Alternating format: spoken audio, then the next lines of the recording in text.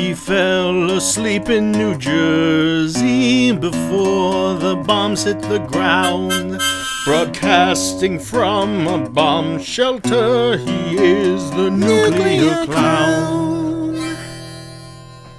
I was all ready to come on here and just completely and totally trash the A-Team, because it sounds like probably the stupidest movie I could possibly imagine. But I'm not going to do that.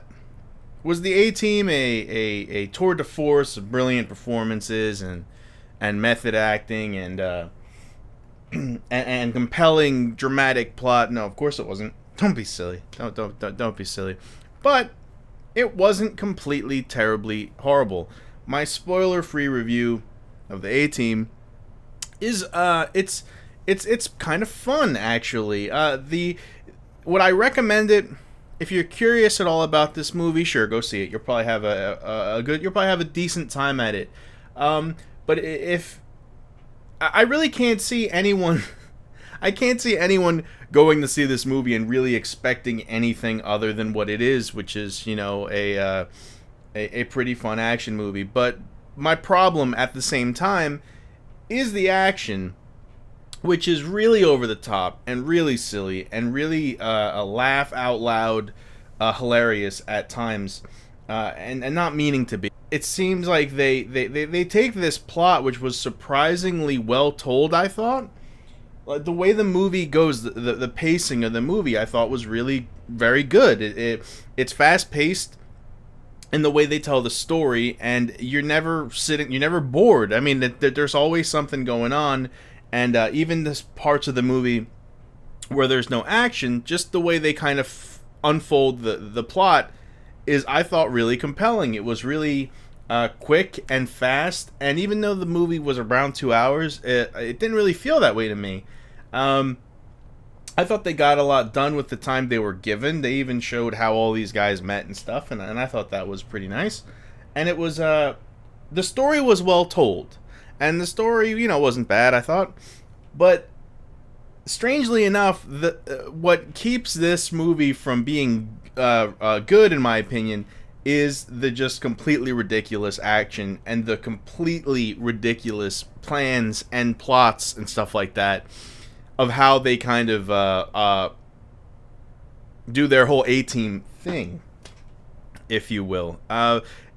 So that's my spoiler-free review. You know what you're getting into with the A-Team. You're not gonna sit there and weep for the brilliant performances or anything like that.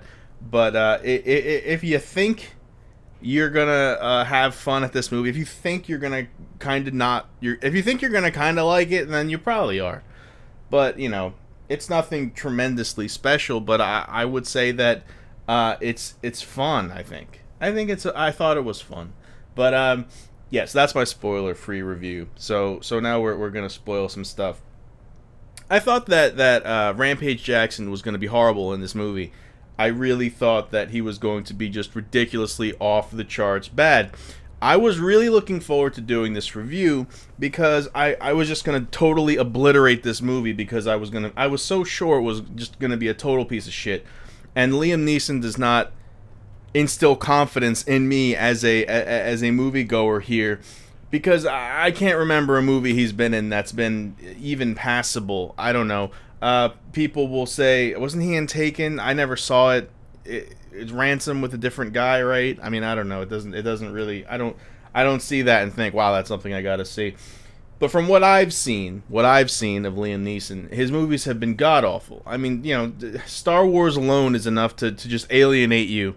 In my eyes, the first 3 Star Wars movies, which pretty much just dug up the ghost of my childhood and molested it over and over and over again in Naboo.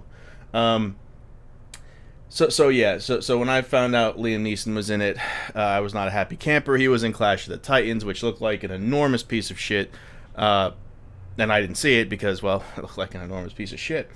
And Rampage Jackson did not do that bad. Was it a fantastic performance? No.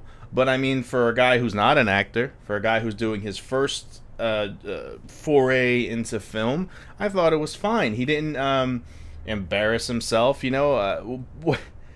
But some things bothered me. about this movie. For example, Rampage Jackson's character, Mr. T's character, the legendary B.A. Baracus, he had pity tattooed on one fist and fool tattooed on the other. Okay, I get it. But he had the words tattooed here, like pity and fool. Now, wouldn't it be much easier? I'm not an art director or anything, but wouldn't it be much cooler and easier if he had it tattooed like here? You know? Like here? Because there's 4 letters on each word, 4 fingers. Like, this is stupid. It bothered me. Through the whole movie, that bothered me a lot. And Liam Neeson's performance, I thought, was fine. He didn't really do anything bad. Maybe there's hope for the kid yet. I don't know. And I thought that the kind of chemistry between these 4 guys was actually pretty good. Murdoch, he went to the very verge of being obnoxious and over the top, where every time the camera's on him, he's being goofy, because he's goofy. And it was like this close to being too much, but I think that they it was like right at the edge where he's getting annoying, and then they kind of pull back, which I thought was good, but close, close. But I wouldn't be talking about the A-Team if I didn't bring up the goddamn ridiculous action that's in this movie, and I don't mean that in a good way. I mean, like you could see it even in the previews where they're riding a tank and it's flying through the air, and the guy opens the hatch of the tank and starts firing a fucking gun at planes, and planes are exploding in his face, and he's fine and he's cool, and he's not being sucked out into the sky to perish. Yeah, silly. You see that, and wow, it looks ridiculous. And the action in the movie doesn't get any better. There's a ton of really stupid parts in this movie, all related to the action. If they would have taken this movie and toned the action down about 160%, I would like this movie way more than I actually did. For example, there's the bad guy, or one of the bad guys, gets hit by a speeding motherfucking car, and hits him like right in the legs. I mean, just plows right through him, right? And then speeds off.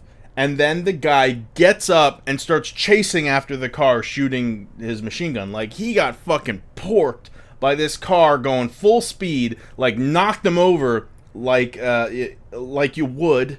And then he's just completely fine. And that was really stupid. And pretty much every action scene in here is ridiculous. Every time they have to break in somewhere or do one of their elaborate plans, it's so over the top and so stupid, and unnecessarily so, I felt, because the point, if you're executing these really swift, really cool plans and crap, and Hannibal's like a mastermind, it doesn't do the plan justice if the focus is on the action. The focus should be on the plan itself. And if they're trying to, break into this caravan of vehicles, doing it in this big, really cartoonish, ridiculous way where it's like they overthought the entire fucking movie. Like, all right, we're going to rob a bank. So here's what we're going to do. We're going to take over a satellite that's going to take over the bank's computers and shut down the security system. Then we're going to go in through the sewers, come out of the sewers, and get jobs as newspaper boys. Then once we're newspaper boys, we're going to deliver a newspaper to the bank.